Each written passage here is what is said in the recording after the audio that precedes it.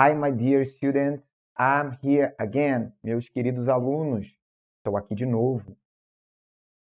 E para fechar essa última parte da nossa teoria de análise textual e vocabulário.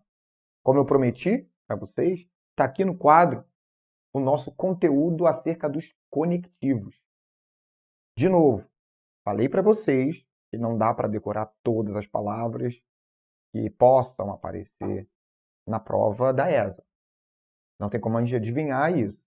Mas, se a gente pegar algumas palavras centrais, palavras que aparecem em todos os textos, vocês já terão percorrido um caminho muito importante para poder analisar as produções escritas. E, claro, fazer questões de vocabulário. Então, o que são os conectivos? Conectivos são ferramentas que nos permitem relacionar as ideias do texto de forma equilibrada, coesa, clara, inteligível. Esses são os conectivos. Então, quando você entende o significado de um conectivo, você já consegue aprender parte desse contexto do que você está lendo. Você consegue perceber, por exemplo, se o texto está dando um exemplo, se o autor está querendo dar um exemplo, se o autor está querendo fazer uma oposição, um contraste, se ele está querendo resumir uma ideia, se ele está querendo somar alguma coisa, se ele está querendo dar sequência a alguma coisa, se ele está querendo mostrar causa. E pode perguntar o que isso significa. Significa causa. A questão pode ser direta, assim. Pode perguntar, porque tem mais dois conectivos que eu ainda vou explicar para vocês. São os conectivos de resultado e conectivos de tempo. É tudo isso que pode ser expresso no texto. As palavras organizadas no texto, elas estão recheadas desses conectivos. Todo texto tem conectivo. Sem eles, não tem texto. Então, por que não estudar essas palavras centrais? Ok? É isso que a gente vai fazer agora. Só mais uma coisa. Todos esses conectivos, eu já falei, eles estão disponíveis com a tradução em português para vocês na nossa plataforma, no apêndice de vocabulário da ESA. Então, tem todos esses que eu coloquei e com a tradução para o português. Só estou explicando isso aqui porque eles são importantes para a gente analisar, fazer a nossa prática de análise textual, que é a nossa próxima e última aula, propriamente dita. O primeiro grupo de conectivos que eu trouxe é o grupo de exemplo. Conectivos servem para dar exemplo. Quais são os conectivos? For example. Vocês ouçam, né? Vocês costumam ouvir muito isso quando alguém está falando, fazendo um discurso, e nos textos. For example. Então, para dar exemplo. Ou for instance. É menos comum do que for example, mas ele aparece. Tudo isso é por exemplo. E o such as, da ideia de tais como. I have many good students, such as. Eu tenho muitos bons alunos, tais como. E aí eu falo, such as, dá essa ideia de exemplo. Pode perguntar isso no texto, o que such as? Eu já fico indo assim. O que significa o such as? Aí tá lá, exemplo. Contraste, palavras que dá a ideia de oposição ou de adversidade, de contraste mesmo. But, mais alguma coisa. I love reading books, however, I don't have time to read a lot. Eu amo ler livros, mas eu não tenho tempo para ler. Entretanto, eu não tenho tempo para ler o suficiente. Pode ser mais, entretanto, however. Mas é mentira, eu adoro ler e consigo ler, eu dou um jeito. Quando a gente quer, a gente dá um jeito para ler. Alright? But a mesma coisa. I love reading books, but I don't have time enough to do it. Eu amo ler livros, mas eu não tenho tempo suficiente para fazer isso. É mentira, eu tenho.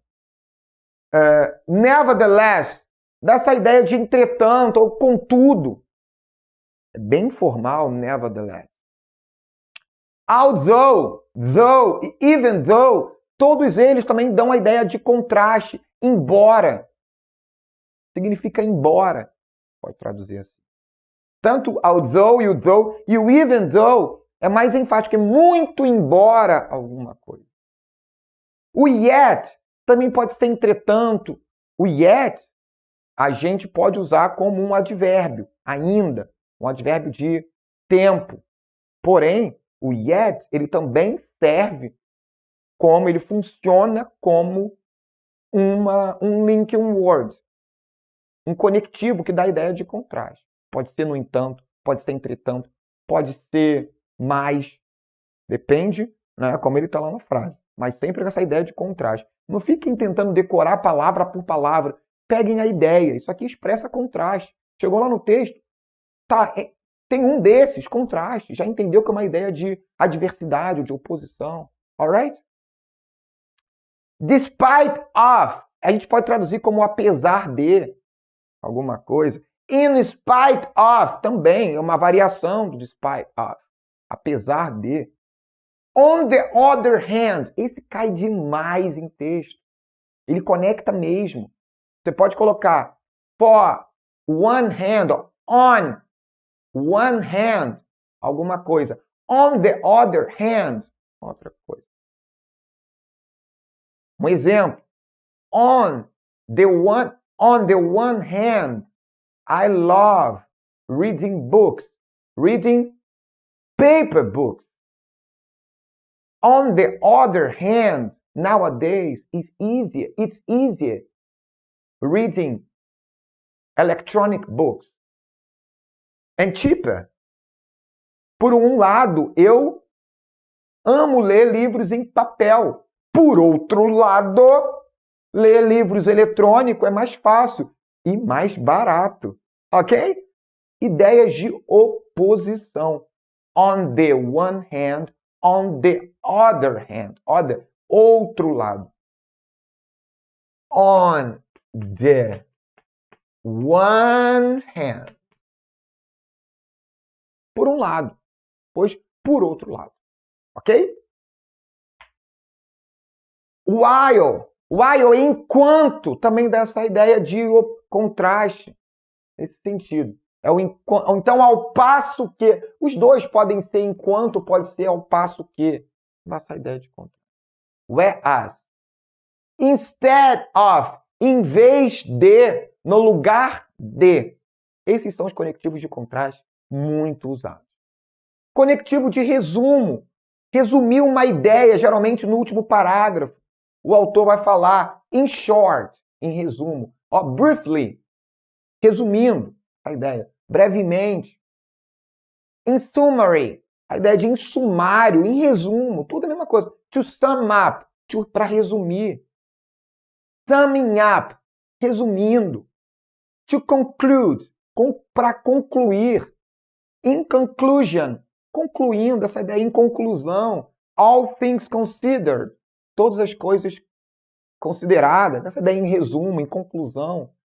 Vocês vão enfrentar, algum desses vai aparecer, eu tenho certeza. Eu tenho certeza. Adição. A gente também pode encontrar conectivos para dar ideia de soma. Não? And, alguma coisa, and, é isso, e. Also, também. To, as well. Tudo isso dá ideia de também. Esses três aqui, também. Aqui.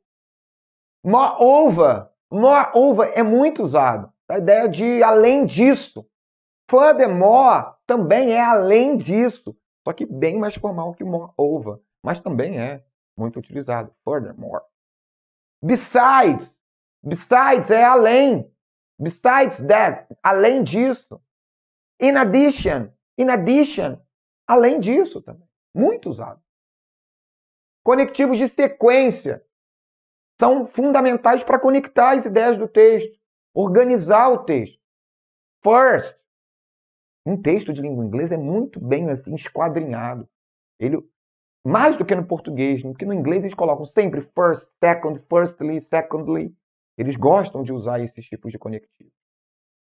First, firstly, primeiro, primeiramente. First of all, primeiro de tudo. Second, secondly, segundo. Segundamente, não tem no português muito, mas no inglês é comum, second. Then, e depois, aí vai dando sequência. Later, mais tarde. After that, depois disso. Finally, finalmente, and last, por último. Também é comum vocês encontrarem essa expressão numa frase em língua inglesa. Deixa eu escrever aqui, embaixo. Last, but not least. Geralmente, no último parágrafo da língua inglesa, você pode encontrar esse tipo de expressão. Last, but not least. Por último, mas não menos importante. A expressão last, but not least. Se olharem, já entenderam o que o autor está querendo dizer. E agora, a letra F que eu trouxe para vocês são os conectivos de causa.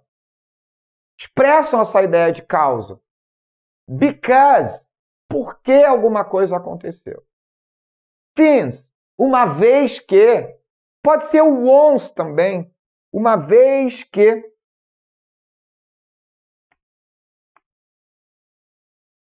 Uma vez que. Ideias de causa. Para a gente conectar a causa, sempre cai questões sobre causa. E claro, due to. Due to significa devido a. Todos esses conectivos para poder expressar a ideia de causa. Agora, só faltam mais dois. Conectivos de resultado e os conectivos de tempo. E aí você já tem um conteúdo completo para interpretar essas ideias, como elas são organizadas no texto. Vamos olhar aqui então os dois últimos grupos de conectivos que a gente mais vê na língua inglesa. Letra G é o resultado.